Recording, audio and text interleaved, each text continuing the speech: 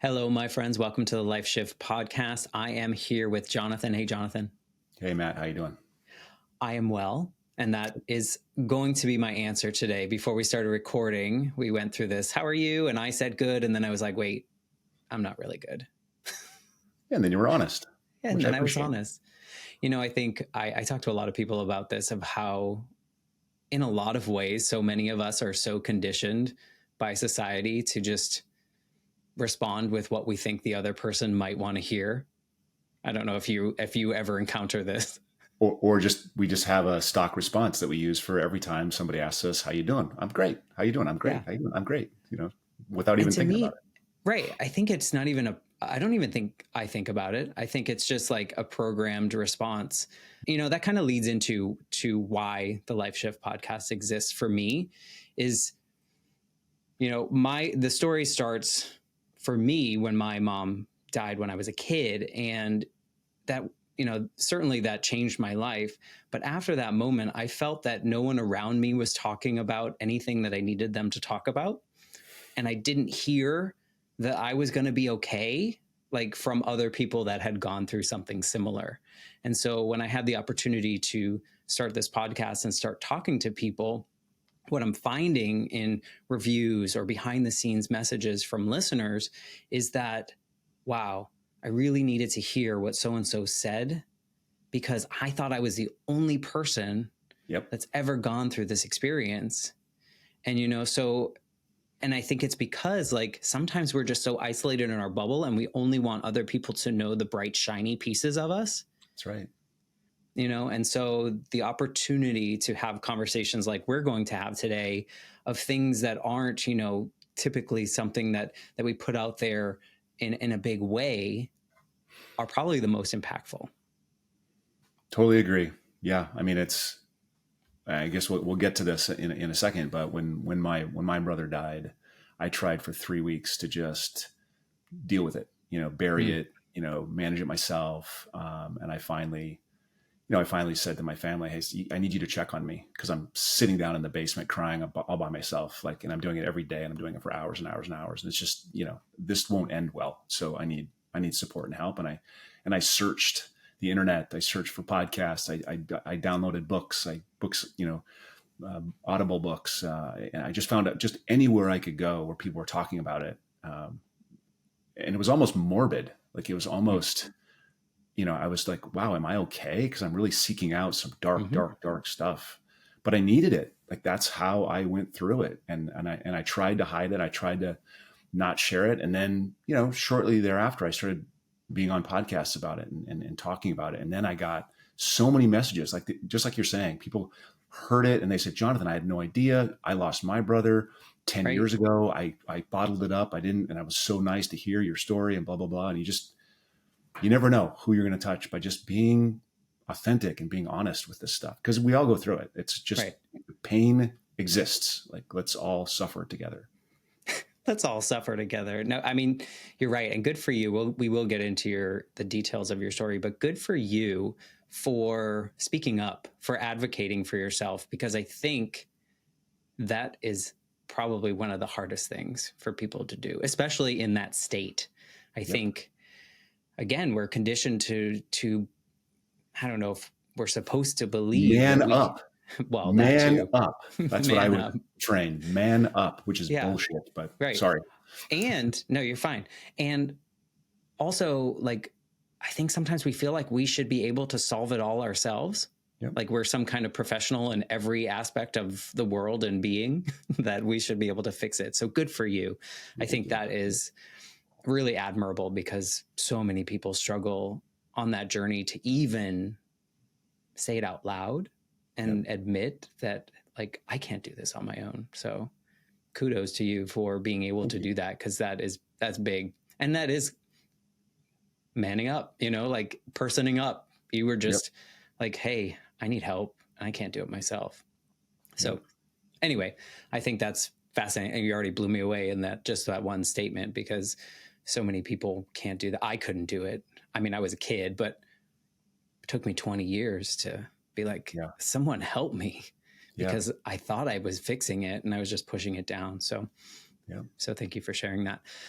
So maybe you can just tell us a little bit about who you are, just so we get an understanding of where you are now, but then paint the picture of what your life was like leading up to this moment that you already mentioned a little bit of. I've been a financial advisor for 25 years.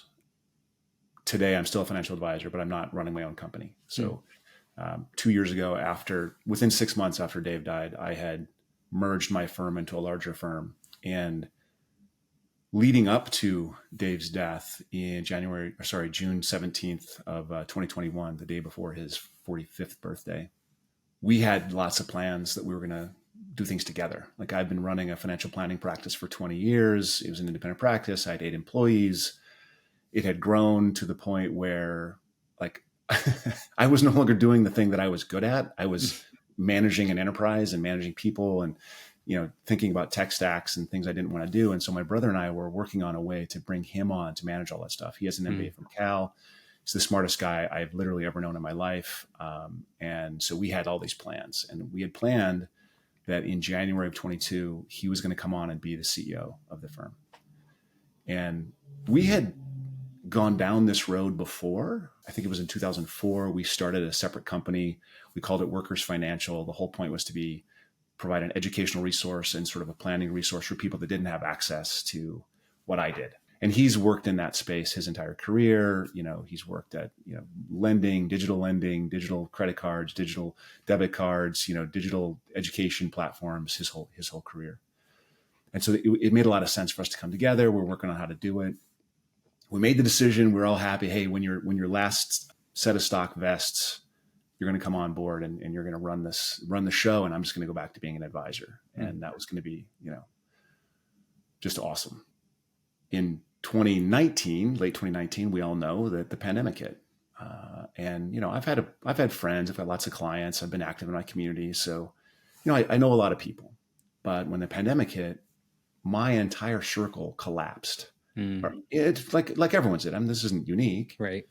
It collapsed to the clients I saw on Zoom, my immediate family, and my brother and his family. And my brother and his 2 kids and myself and my 2 kids, we would go and meet at a park and we'd kick a soccer ball back and forth. We'd keep our distance, in our early days, we'd wear masks, we'd keep our distance, we'd be safe, all that kind of stuff. And he was the only contact outside of my immediate family that I had during the pandemic. Even before that, he was my most contacted person outside my family. He was my best friend. He was my greatest support in everything in my life. And when COVID hit, everything kind of coalesced around he and his family and his boys. So lots of very, very, very close relationship, my best friend in the world, lots of plans for the future. June of 2021, I go back to South Dakota to see. It's where I'm from. My dad's turning 80. And so I'm like, hey, Dave, let's, come on back to South Dakota with us. Let's celebrate my dad's 80th birthday. Let's do it together. He's like, yeah, that's a great idea. He's going to do it. And then at the last minute, he decides not to. He decides he's going to stay.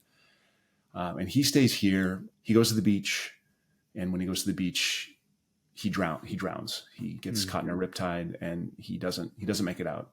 I get a call from his wife and there's a song that I really love by the Grilly Men that's called Nothing Left. And it's about receiving the phone call. And I loved it before Dave died, but it's receiving the phone call and what goes on internally when you get the negative news or you're starting to anticipate the negative news. I got a call from Judy and she said, hey, something's wrong. Dave, water, beach, hold on, I got to go. They're pulling him out now. And so I was like, oh shit. Like I hung up the phone. I had no idea what was happening. I went out, you see the door right there. I walked out the door and I just screamed in the hallway, just knowing that something bad was going to come out of this. And I came back and I sat down and I got a call from Judy and I'm like, okay, tell me what's up. And we're taking him to the hospital. Their life support is there. We're trying to revive. These words pop into my head. And then like 20 minutes later, I get a call from the hospital. Dave didn't make it. The boys are suffering this, that, the other thing. Next step, she's crushed. What's going to happen next? And that's, for me, that's the shift. That's the moment where all the stuff that you were afraid of and all the stuff that you had hoped for and all the stuff that was pending or that was there in front of you just disappears. And like, you just lose all ground. I just don't know what's up and what's down. Within a month, we already mentioned, it took me 3 weeks to sort of begin to deal with it, with people and the support. Within about a month, I had made the decision that by the end of the year, I wasn't going to be managing my own firm anymore. I wasn't going to be driving. One of the big differences between Dave and I'm the older sibling.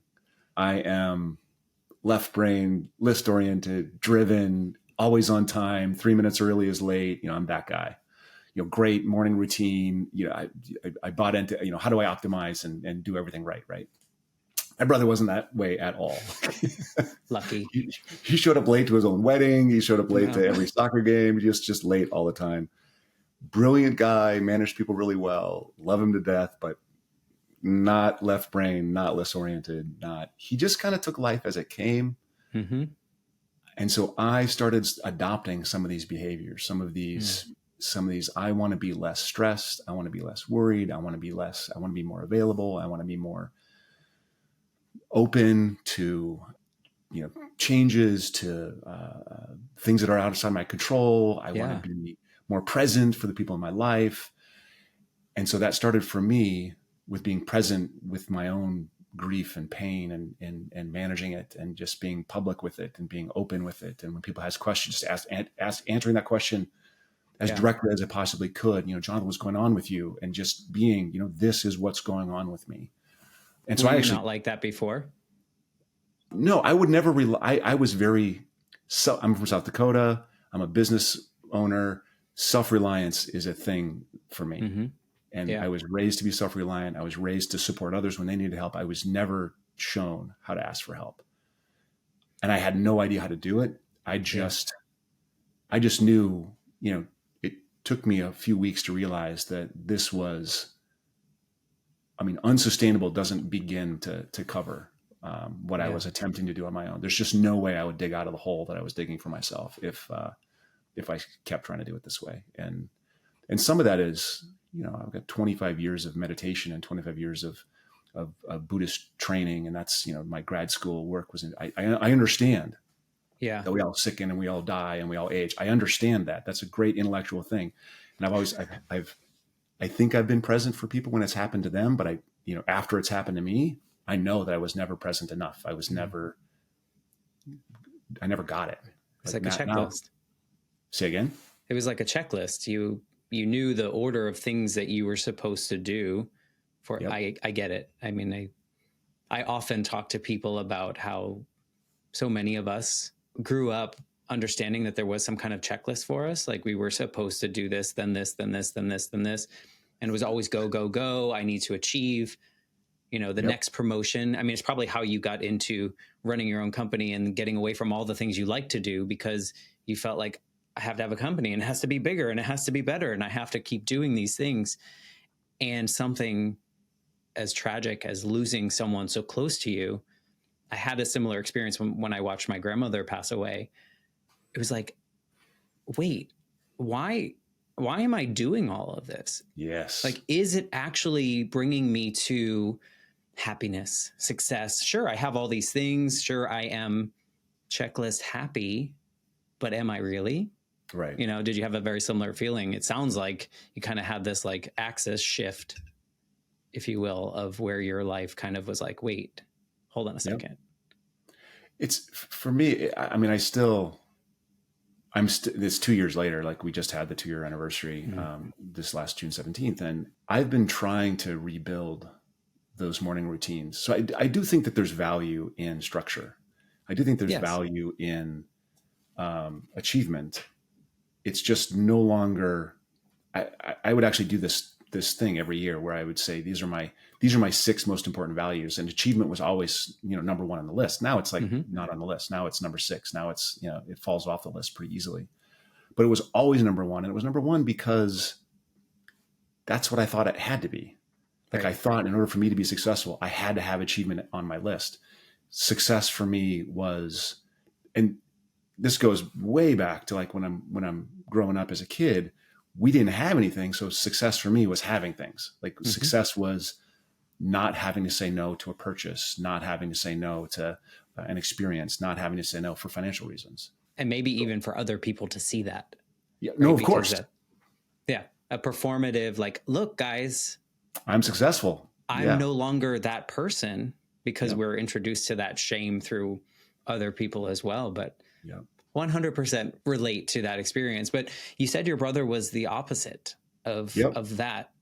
Did you guys grow up? I mean, I'm assuming you guys grew up together in the same place, but you were conditioned one way and he was like, no way, I'm not doing that.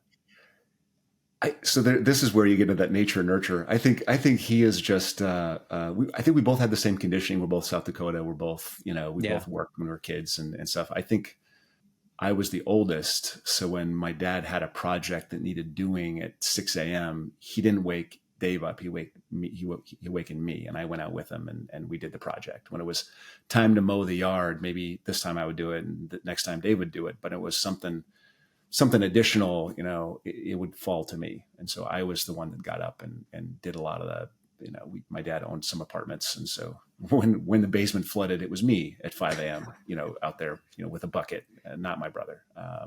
So there's a lot of that is learned, but I think just baseline, and I can see this in my own kids. Like I have one kid who is, driven, list, boom, boom, boom, boom, boom, boom, executive functioning, all that kind of stuff. And one kid that's less that. And so there is some natural tendencies. And I think Dave's natural tendency was just to be relaxed about everything. And he wasn't afraid. Like I was afraid. Like I was afraid of not having enough and not being successful and running out of money. And I was always afraid of that. Did it stress you out when he did the things that were not like how you would do it? It would stress me out. It didn't stress me out until he died. Because he didn't leave the family the most well prepared. Like the reality is, and part of my own thinking with merging my firm into a larger firm is, wow, what if this happens to me? This can happen. What if this happens to me? My team, my clients, my family, they all rely on me showing up every day, healthy and strong, to do these things. And so I couldn't deal with that stress anymore. Like I needed to have a larger package. I needed to have something that would take that off of my plate, and super happy with that result. It would have been a lot more fun to have him here and do this thing together that we were embarking upon. I've sort of tried to take some of the things we were going to do together and do them myself, but I just don't have the expertise. I don't have the same strong suits that he does. His strengths he was just brilliant. Well, I think we also you're very early in the grief journey itself, right? And I think we try to pull in those things I think it's part of healing. I think we want to, honor the people around us or do certain things because so-and-so would have done that or would have wanted us to do that. And I think that's a normal part of that. But, we are who we are. But it sounds like this moment in your life, knowing him for so long, but also losing him so suddenly triggered a change in you, like nearly overnight. I mean, you said it was a couple of weeks before you started asking for help. Once you started asking people for help, how did that journey unfold for you? Well, this ties into something you just said, actually, and I think this is really, really important. You said you're early in your journey with grief now, and I'm so glad you said it that way, because I seek out these opportunities because I love to talk about it. Like it is fulfilling to me to have a tear, to have a memory, to have a conversation, it means so much to me. 3-4 weeks in, it was literally survival. Like it was just like, how do I get from moment to moment without losing it. Right. And I remember, this is 5 weeks, 6 weeks later, 2 months later, I'd be on a call with clients, and clients are all very nice and sweet, and they mean really well. And they don't want to see me suffer, but I would be bawling through client meetings. Like there's just no way around. And then we would sit quietly. And so when I asked my family for help, I said, "Hey, I'm downstairs crying. It'd be great if one of you would come down and check on me." And they did really well, diligently, for a little while, but then they stopped. And I think most of the world moves on. And what I learned was, it's up to me to seek out these opportunities. It's up to me to find the places where I can communicate about it. I have a good friend from college, and she lost her daughter 6-7 years ago to a drunk driver. And we reconnect. She's always been really good at staying connected. I'm not very good at staying connected. And so she reached out. And I finally said, "Hey, let's talk about this. Like, I'm sorry I wasn't there when this happened for you. And I'm learning how big a deal this really was." And we just had this great conversation. And anytime one of us is feeling sad and need to talk about something, we just call the other one up and chat these things through. But the journey, it's ongoing. Mm-hmm. You keep having to ask for help. And then at the same time, like my daughter's 15, I don't want to ask her for help. She knows, she's very empathetic. She knows, but it's like, I want her to live her life and not worry about her dad's grief. Part of me is like, yeah, 2.5 years later, 2 years later, it's not that I should be over it. It's not the goal, but it's incorporated into my life now. Yeah.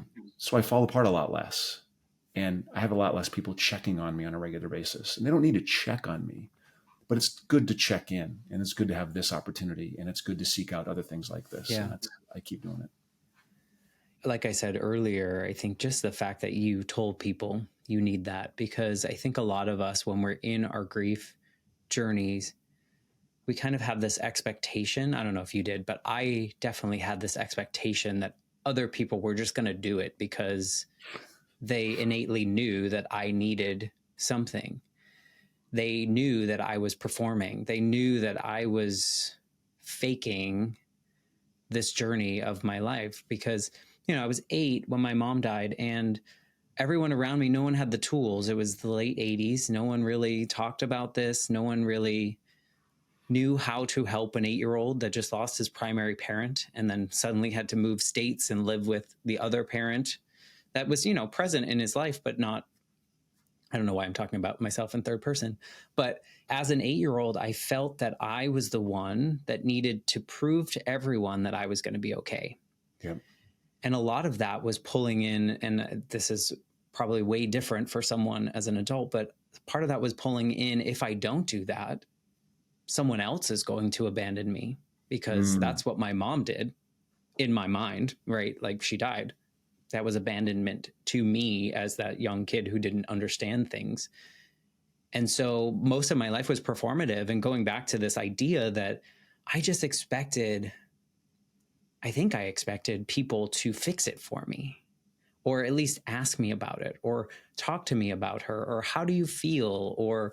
But instead it was like, let's make him happy, take him to Disney, buy him presents. Like, it was very much that we don't want to see him sad. So if he's happy, he's not sad, kind of thing. And so for you to tell people, look, I'm barely holding it together right here, or today's good, but check on me tomorrow. Yep. That's big. And I hope if nothing else, someone listening to this is like, oh, I can do that, and realize that they should feel comfortable asking the people around them to check in on them and make sure they're okay. I have this, and this is something that I talk about this all the time, because there's this woman who I knew her husband for many, many years. And then I knew them when they got married, and she, like day 2, like right after Dave died, she sent me via text just a heart, just a picture of a heart.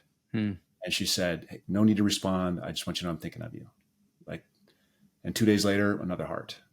Day later, another heart. 5 days later, another heart. It's 2 years later, I got a heart last week. Like, she has never let up. And every time I think of it, just like being held in somebody's mind is so powerful. Knowing that someone is remembering right alongside you. Like the 2-year anniversary came and I got like multiple hearts for 3 days in a row. Hey, I know this is a tough time for you.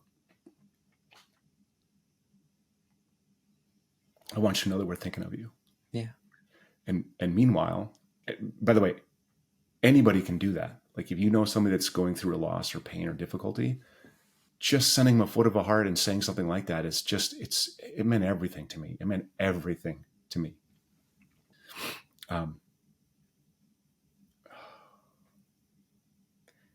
Yeah. You know, I mean, I think as someone that is not currently, like, if we're in a space where we're not currently actively grieving someone else, I think we're in this or of this feeling that the other person wants us to give them some advice or some way to fix it, when we know that there really isn't anything that someone could say to you in your moment beyond, hey, I'm here. If you need anything, if you need a roll of toilet paper, you need like whatever you need, let me know. I'm here. I'm here to hold a space for you. And I think that's all we need. But I think there's something where people, we like want to fix it in some way because it makes us anxious. Like we're like, someone's not feeling their self today because of this. How do I fix it? But really the best thing is what this person did for you. It's just like, hey, I'm over here. And that allowed you, that opened the door. If you ever needed anything, I'm sure you could have called or sent another text back. Yep. It reminds me of that. There's that cartoon, Winnie the Pooh and Piglet, right? And they're talking about pain and grief. And I think Pooh is asking him, so what's up? And he's like, I'm just here with you. I'll just be here. We'll sit together. And that was it. You know, just that whole sitting together. I think as kids, you know, when we have kids, we raise kids to say, oh, there's this negative emotion. We'll distract with this other emotion. You're throwing a fit on the floor of the grocery store. We're going to distract you with something else. And that's actually distracting is a parenting method. Like it's something we learn how to do. It distract people from their pain, distract people from acting out. Right. And I think that because of that and so many other things of the way we live our lives here, Western world, it happens to all of us, but we sweep it under the rug so quickly. And if we just, and there's tons of books and tons of research on the benefits of the community and of support systems and of just showing up for people that are, there's so much out there about it that I had never read or looked at until Dave died. And then I started digging into it and reading it. And I'm like, how come none of this is more well known? Like we don't want to practice this, but we need to practice this because this is coming. It's coming for every single one of us. And if you can go through you can never manufacture it. You can never create the feelings. You can't do that. But you can imagine, you know, what would it be like if this person close to me, something happened? You can imagine, and you can imagine what would be supportive in that space. And it's never being alone. It's never alone. It's always being with other people. It's always those relationships. And that's the thing that Dave did really well was relationships. Like he hosted things at his house all the time. He had people there all the time. You know, at his services, there were 400 people there. Everyone was there. The soccer club was there. Suicide hotline was there. All the kids' friends were there. The parents that he coached were there. Everyone was there. Everyone was there. And it was just, his company was there. Many companies in a row were there. Employees were there. And it's because he built these relationships, and he didn't show up on time, and he didn't. And I learned that those relationships really, really, really important by losing that one relationship, right? That I had one tight, warm, supportive, great relationship, and that's gone. I have to identify, oh my God, there's other relationships that are languishing that I can care for and I can build on. And that's been for me, that's been the biggest struggle, you know, feeling like I'm not replacing him. I I'm actually just building new relationships and holding space for them and their stuff, and they're holding space for me and my stuff, and we come together, and I have a lot more close friends now than I did before. Yeah. It sounds like you left a legacy of this idea that mostly all that matters is these relationships that you have with people around you. Yes, the structure, yes, the list, those things matter in a lot of areas, whether that is like this end is going to come for all of us. So there is a list of things that we need to do and make sure that we're doing. But usually what's not on the list is curating these relationships, as you talk about, beyond whatever the check mark is. Like, I know this person, we can all do these things, but actually these heartfelt show up for people in any kind of moment relationships seem to be important. But I think going back to your point about there's like so much research out there, there's so many books, there's so many memoirs, there's so many things that we can go to. I think intellectually all the stuff in those books makes sense. Like you mentioned early in our conversation, like going through 25 years of lessons of meditation and doing all this stuff, like it all intellectually makes sense. But I think until you're in, I don't even know if I could imagine what that feeling would be like losing someone, like until you go through it. Yep. In my circumstance, I was blessed for such a shitty grief journey. Hear me out. But, my mom died when I was 8. So it took me 20 years to find the strength, if we want to call it that you had to ask other people like, all right, I've tried. I can't, I need some help here. I need to do these things. And, so 20 years, maybe even more, early 30s, finally got this grasp on, and people hate that I say this, but I kind of closed the door on the grief of losing my mother because I lost her so early that at this point in my life, she's more of just like an idea of a person, because I don't really remember her. But failing through that journey for me, when my grandmother, who kind of took over the role of mother for me, when she was diagnosed with lung cancer, I felt like super prepared. Like I knew time was limited. I knew exactly what I needed to do that I wasn't able to do the first time. And so like that really terrible journey gave me such like unbelievably beautiful moments at the end of my grandmother's life. Wow. So it's like, like sometimes you can't imagine, like if my mom had not died and then my grandmother died, I don't know that I would have been able to have that final conversation of like where nothing was left unsaid, where people are just like usually saved for the funeral or saved for like the eulogy kind of moment. And it was like, we had the eulogy face to face and we shared everything that mattered about our lives together face to face. I spent the last 96 hours of her life by her bed at hospice house, like waiting for her to be ready to move on to whatever the next place is for her. And not like, had I had the tools as an 8-year-old to like grieve my mom properly, I don't know that I would have done that, this later in life. And so for me, I feel super grateful, I guess, now for that journey and understanding.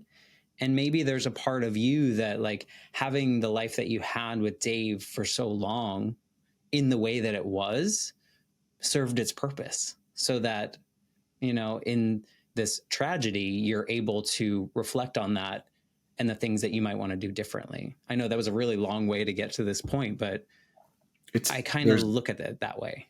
There's I'm not going to be able to pull I think it's a Tom Stoppard play. I'm not sure, but after Dave died, and probably 6 months after Dave died, I have a close friend who's the director of Shotgun Players in Berkeley, and he sent me this piece, and it's about a couple who loses a child, and it's the dialogue around the loss of the child, and there's this phrase that's like, the child's purpose is not to stay.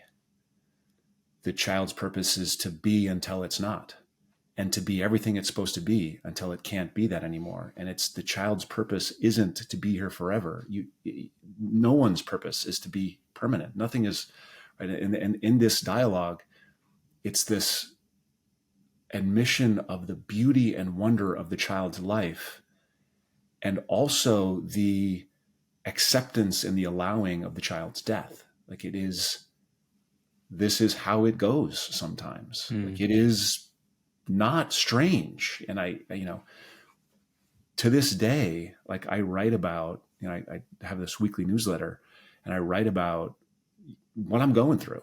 And the kinds of emotions that I'm feeling around the loss of Dave. And I wrote about it 2 weeks ago with the anniversary, right? And I write about the regaining of the meditation practice, because I lost it entirely after he died. And I write about, where I am in sort of the recovery phase of this whole process. But it's, at some point, there's an admission of just, it's hard to say this, but there's an admission of it's beautiful. Just as it was. Just, three of my really close friends all knew Dave well. We played D&D together way back in the day. We've come together kind of as a men's group after the fact. There's been 4 of us that have just, gone deep with our emotions about brothers and siblings and parents, and who loved us and who didn't when we were young, and all this kind of stuff. All 3 of them have, distant relationships with their brothers. One of them hates their brothers. One of them was beaten up incessantly by their brothers, and the other one just kind of hasn't met. So I have this just deep bond that none of them even had. I was so lucky to have that. Are. I still am. Yeah. I mean, it's still part of your life. Yeah. People ask the question, like, if you could go back and change time or change events in time, for me, 30 plus years, 34 years later, I wouldn't, and that's like so crappy to say, because I wouldn't be me. I wouldn't be this version of me. And, there are things that have existed in my life that wouldn't have existed had she not passed away. And, as you were saying that, I was thinking one of the worst things that people tried to make me feel better after she died was they would say, well, she completed what she needed to on Earth, and so she moved on. And I was like, I'm 8, first of all. Yeah, not completed. Not completed. She was 32. She was not, and it's like, and then when I turned 32, I was like, well, this is young, Yeah. So, that's really not helpful. So if anyone's listening, please don't tell kids that, at least. I don't think that's a very helpful thing for kids to go through. But you're right. Did you hear a lot of that? Did you hear a lot of those other kind of phrases that just to help? I was astounded at how bad people don't saying nothing about the person trying. Like, it's just, they're just trying, and it's just awful. Yeah. Like, what do you say? What do you say? Oh my God. But so many people said just dumb things, but they just don't know. They don't. And it goes back to that thing. I don't know if I could picture it. I don't think I could muster up enough fake feeling of like empathy unless I went through it. Right. And now that I've gone through like a sudden death and a prolonged one, I feel like I could sit and hold space for someone. I feel like I could be there and not say dumb things. I might say some dumb things, but I think there's a time and place for that. But yeah, I got a lot of weird things, and I was just like, I didn't. And at 8, you don't know that they're trying. You don't know that they're just trying to do their best. You're just like, what? Right. That doesn't make any sense to me. I was going to say one of the, and this, I can't believe this, I didn't bring this up already, but one of the biggest shifts that's occurred for me is about a year ago. This is about a year after he died. I decided that I was going to become a meditation teacher. And so I joined this program, Jack Kornfield, Tara Brock's meditation teacher training program. It's a 2-year program. And my practice is now deeper than it's been in a long, long, long time. I actually sat with my first, 7-day silent retreat. Wow. I did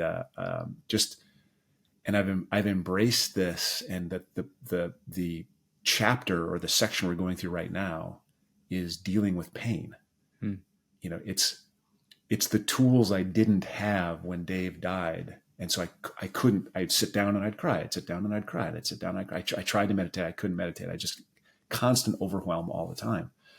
And I'm now today, 2 years, learning the tools that enable me to hold my own space for this kind of nutty thing that comes up, and recognize where it is in the body, and recognize, and then only take a bit of it, and avoid overwhelm, take a bit of it, and then shift off to something that's lighter. And you can do this in your own head. And I'm learning how to do this with other people, how to work with people through the pain. And it's not that I hope any pain on anybody, but I'm really looking forward to the ability to hold that space when somebody needs that space held. Because I think that we need more people like that are just there. Hey, how can I get it? This sucks. This is awful. It's nothing I can say. I can just sit here with you for a while. Right. Do you think that if you had read that or done that segment of the training before he had passed, that you would have been able to? Or do you think that you just kind of needed that experience and that part of your journey? It's a good question. And I think about it, but I think probably it would have been, because I think it's a practice. Yeah. It's a practice, and it gets better over time. And had I done it for 20 years, then I would have the practice and I would have those tools, and I might be able to use them to take off little bits of the pain. I might be able to, probably not right away, right? Probably not with any kind of speed, but because it's a practice and because you do it on a daily basis, you would have the tools, and they would be muscle memory or mental memory would exist in that space. It still would have obliterated me. Maybe I would have needed less help, but I will never know. Yeah. I just think, like, you can never prepare yourself for that much pain.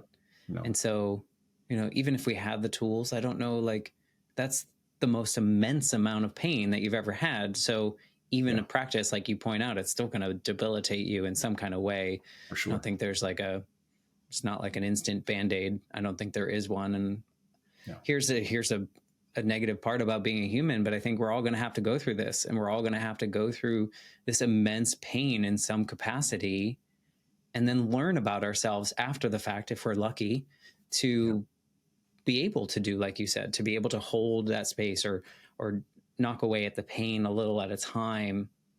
But we're all going to, I hate saying these words out loud, but if we're lucky, we're going to go through all of these experiences to learn more about ourselves. Yep. And that sounds terrible, right? I don't know that we're lucky to be in a lot of pain. I don't know that we're lucky to face a lot of tragedy, but it sure does add a lot of layers to us as humans. And it sure does create a different version of us that, if we do it right, then maybe, it's all worth it in the end. Yeah. I hate saying that, though, out loud. But here we are on a podcast for everyone to hear. Right. The reality is we do all go through it. And I remember when I did my first, when I just signed up for the program, I did my first retreat. It wasn't a silent retreat. It was an educational retreat. And the number of people in the program that had experienced like massive loss, it was 70% plus. It was there. Everyone there was there because they had gone through something, and they were trying to find a way to manage the thing that they went through. I was in good company. I remember one woman's husband was an ER doc during COVID. And he just was 24 hours a day, 7 days a week, 365 days a year, just constantly on. And he said he committed suicide. I can't deal with this, committed suicide. And she's like, she didn't know what to do with that, emotion that came out of that. And so she's like, all right, I'm not a meditator. I'm going to become a meditator to see if there's a way to manage the stuff inside my own head. But so many people, and like we have to go through it, and the thing that worries me, and maybe you can actually comment on this, is I worry. One of the things I lost when I lost my brother was a partner to go through the loss of my parents, a partner with whom I would be going through the loss of my parents. Cause he's my only sibling. My dad's 82. And so I know that that's coming. Right. And I don't think the loss of my brother is going to prepare me for the loss of my father. I just think they're going to be different. I think the emotions are going to be different. And maybe I'll have some kind of ability to manage that I didn't have before. But I think I'm going to be crushed by it. I mean, rightfully so. I think a loss is a loss. I think we can scale them however we want, but every relationship is different. And I don't know, I can comment on it from the aspect of losing my mom so early and just like struggling so much. I felt very prepared to grieve my grandmother when she died. Now, I don't think my family members that were also there were prepared, because they also lost my mom. My parents were divorced, but they also lost someone that they loved. My grandmother was my dad's mom, but she was really close with my mother. To the day she died, she never talked about losing my mom. She never grieved that. She never went through that. My dad, I don't know, maybe he's gone through his own journey, but his response to my grandmother dying, she died in 2015, has been significantly different than mine. I really feel that after my grandmother died, I took some time off of work because I knew that's what I needed. I jumped into it. I did, whatever I needed to do using the tools that I had. And a couple months later, the only thing I was remembering were the good times.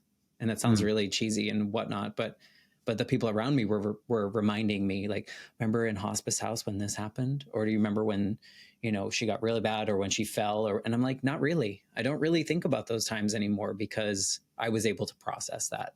So I don't know. I think you can feel like you're going through a grieving process with someone, but I mean, how you felt after you lost your brother was probably different than how other people felt. Even your immediate family members probably grieved differently than you did, right? And so it would be nice to have someone by your side, though, to know that they were maybe feeling something at the same time. But I think if you have this feeling that he's inside you now, I mean, you probably carry a lot of Dave in you and with you, and honor him in ways of even merging your company, stepping into your purpose again, right? With your company and the thing, or what you do for your company and your podcasts and the things that bring you joy would probably make Dave very happy.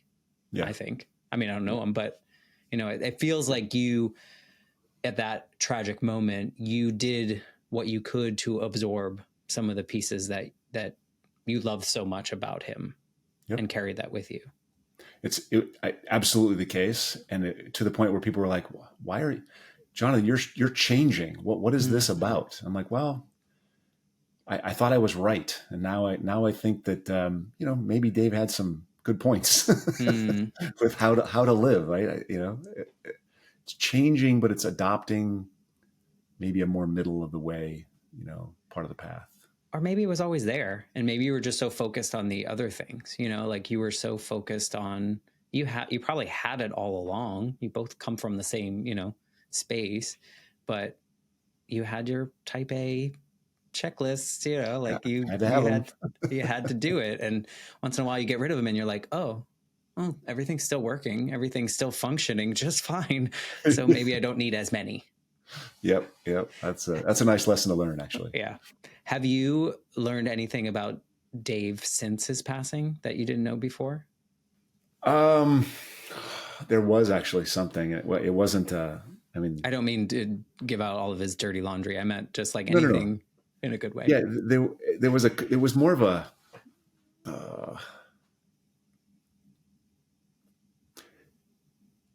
I actually don't remember there was something I had this is like 3 weeks ago. I was like, oh, there's this thing. And I'm right now, I'm not actually recollecting what the thing was, but yeah, it was a thing about, like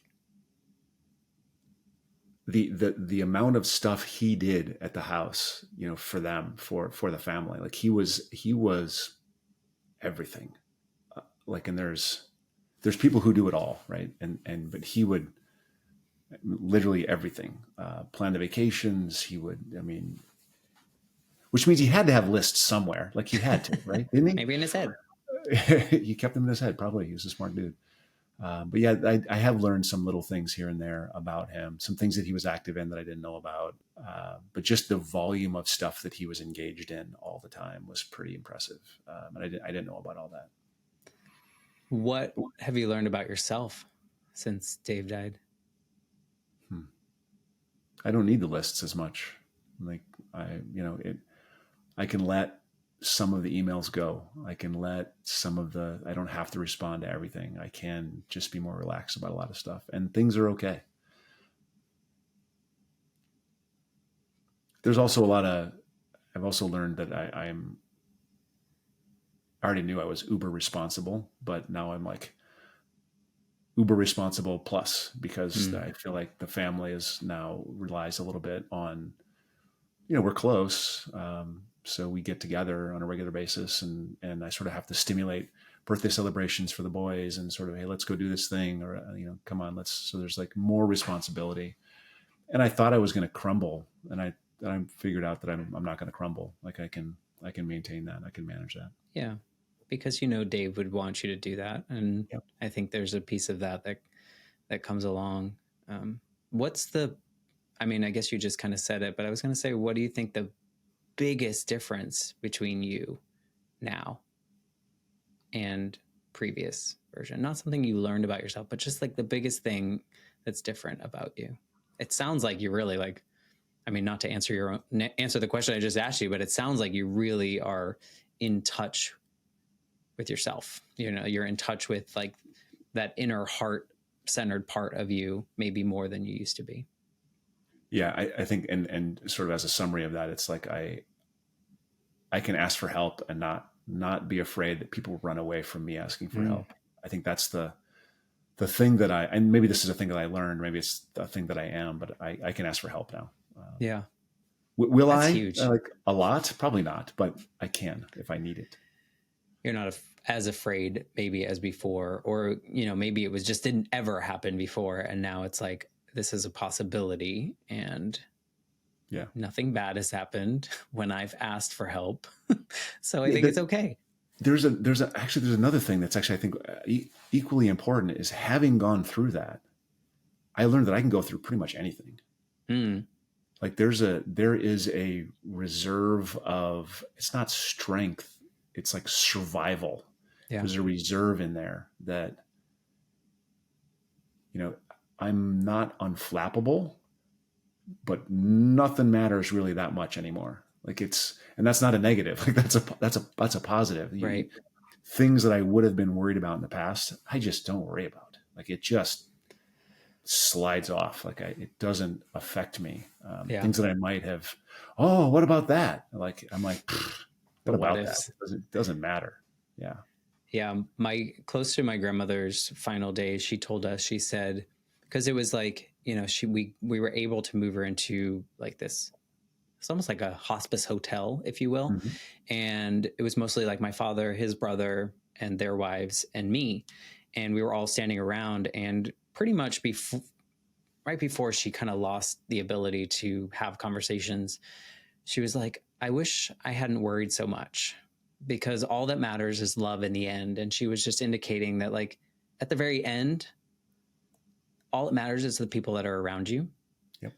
And that was a trigger for me. That was definitely like, oh yeah, to your point, like, why am I worrying about where I'm going to park? Why am I worrying about if it rains, what am I going to do? Like, these things don't really matter in the end. Right. And so it was a really important lesson, and it stinks that like that was the lesson she realized later in life, but it benefits the rest of us around her if we listen and if we're willing to listen. Yeah. If you Which kind of brings us to like why you go on these podcasts and share this story, is that like someone out there might be feeling a certain way, and they listen to your story and they're like, oh, he's adjusted this and he's okay. Like he survived this. He had terrible days, but he's still okay, And so that's why I think it's so important for people to share their stories, because you never know what sentence is going to stick out to them. and by the way, those people that have that experience and say, "Oh wow, he did survive this," and they want to talk about it, like I'm open. Like I think we're all going to go through it. We all need to go through it together, and I'm open to have the conversations. It's so important. I think, I don't know, maybe you found this as well, that sharing your story is selfishly even more impactful for yourself, because you're able to kind of process some of those things, or at least get them out of your head. They quickly come back. It's an opportunity to remember. It's an opportunity to talk about, and people ask different questions. And so I get to think about it a different way every time I talk about it. So it's a blessing. It's a blessing to be able to have more conversations about Dave, because frankly, the people that have been the closest to me, it's not that they aren't thoughtful or don't care. It's just they have heard it all. They've asked all the questions that they're going to ask. So for me to have a new memory or a new experience or I have to have the conversation with new people. Right. And I love that. I love this. It's fantastic. I think it's important. I tell others that sometimes I feel that these conversations help to heal a little bit of that 8-year-old that I didn't know still needed some healing. Yep. And that's a lot to admit, because earlier I said, I close the door on that, but I think there's still broken pieces of that child that, at 42 now, I'm like, oh God, those things are creeping up. But, I think these conversations, like you said, are super important. If you could go back to Jonathan receiving that call from your sister-in-law, is there anything that you could, when he hung up that phone, is there anything that you could tell or do for him that might help him in his journey forward?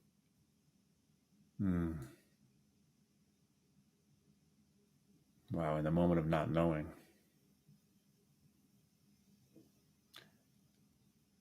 I think the main lesson here is, no matter what happens, you can be okay.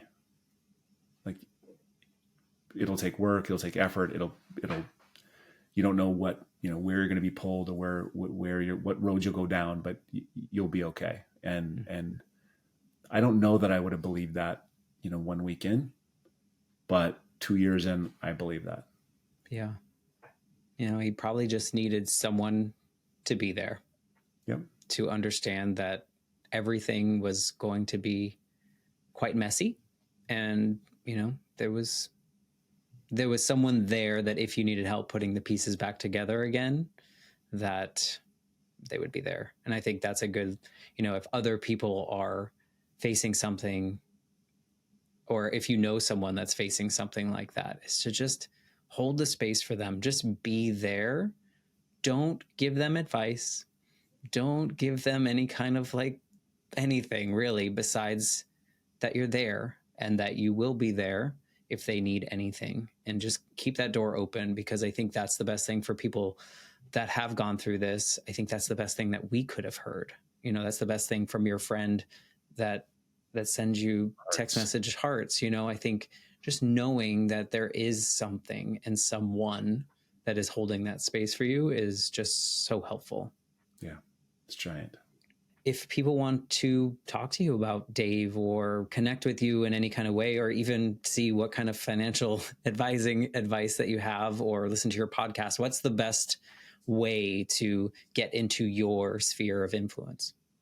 Yeah, the website has everything. So that's just mindful.money. It's not mindfulmoney.com. It's mindful.money. And that's got all my socials. You can connect with me via email there. It's all there, but that's the best place to find me. And I'm happy to have conversations of all those types. Yeah. I feel like you would love to talk about money at this point, but I feel like if we brought that up, it might get a little weird. No. But we will share all that information in the show notes. We'll share a little bit of information, whatever fits in the characters that they give us, but we will definitely link them to your website so that they can connect with you and find you on social, or just see what you're up to, and maybe even just chat with you because they may have lost someone and they want to have, a real conversation. I know I'm the same way as you are. Like, anyone, if you ever want to just if you need us to hold space for you, I think either of us would be available for you. Absolutely. Yeah. Thanks, well, Matt. Thank you for being a part of the Life Shift podcast. I really appreciate it. Like I've said throughout this whole thing, I think sharing these stories is just so helpful to people listening, even if they're not going through the same exact experience, right? Something you said might trigger something else that might be really helpful for them. So thank you for being a part of it. It's meaningful for us as well, who are being interviewed, and it's very meaningful, and I appreciate it very much. Thanks, Matt. All right. Well, I appreciate that. I'm terrible at compliments, so I'm just going to be like, yeah, thanks. But I will ask for compliments now. If you are enjoying this episode and you want to take a moment to rate the show and review the show, I would love it. I say this every time. I don't really know what it does, but it makes me feel good when I get them. So if you're listening and you enjoy it, please take a little time to do that. And we will be back next week with a brand new episode of the Life Shift podcast. Thanks again, Jonathan. Thanks, Matt.